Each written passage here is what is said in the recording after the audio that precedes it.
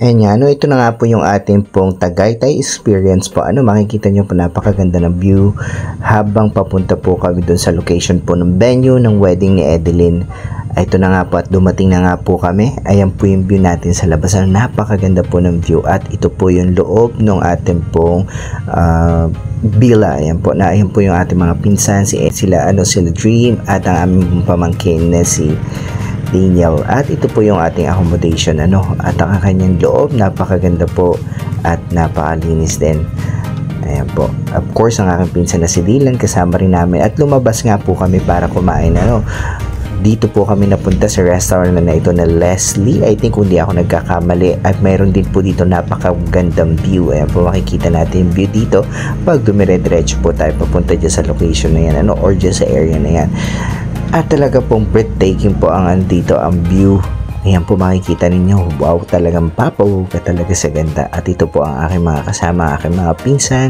Andyan po, at of course yung baby na yun ay si Daniel, aking kapatid. Andyan din po si Dylan, si Dream.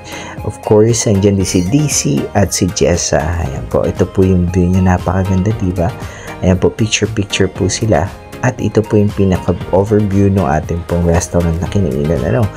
Ayan po, sagot po ni Dream. And pumunta po kami dito after namin kumain.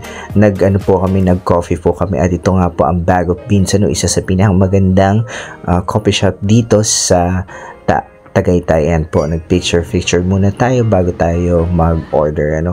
Ayan po. At ito po yung pinakang dining niya. Ayan po, makikita nyo, napakaganda po. Ito pong area na to, mayroon pong baliti tree na nasa loob po ng pinakang building niya. Makikita nyo po dyan. Ayan po, so nasa loob po siya ng pinakang building. Pinalibutan siya ng coffee shop, and of course, ayan, makikita nyo yung vibes ng nature dito sa loob. At may mga design po siya na iba't ibang restaurant dito.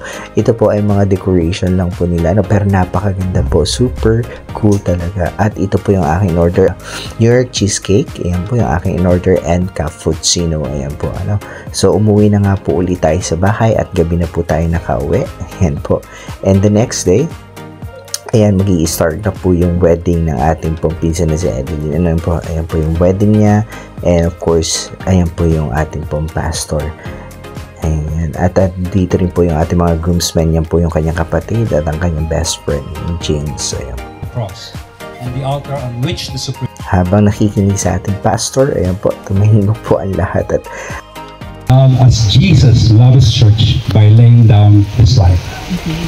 At ito nga po yung reception ng wedding ni Edeline at ni James, na pong pinsan.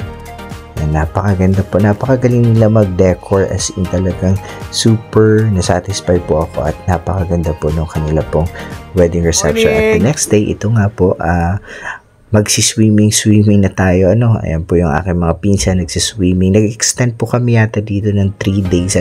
So ito po yung pang last day namin dito sa Tagaytay. Ayan po, nag-swimming na po ang lahat after po ng wedding at pamamasyal. So before po kami umalis, ayan, nandito yung iba mga pagod, nakatambay. Of course, ang aking tita Isang at ang Mary nandyan po sa loob, nagtitinda, naggagawa ng milk. And of course, ito po yung mga pinsan ko dito sa top view ng ating pong villa. Ayan po, napakaganda ng view, breathtaking talaga. Kung makikita nyo po, napakaganda ng ating pong view. Napakasarap gumising sa umaga pag ganito po ang view. And of course, yun po ang aking tita Edna at si Khalil. So kahit malamig talaga, ginawa nilang mag-swimming. Ganyan po talaga sila kasabi ko mag-swimming. Ating mga pinsan. Delikado dyan, guys, huwag kayo dyan. Delikado dyan, nasa gilid kayo. Mas malaki pa sa iyo yung chichirya mo. Kasya ka na dyan sa loob. So, ayan din si Amari. Ayan pa ang napakakit na Amari. And of course, ito na po tayo, pauwi na po tayo. At maraming salamat.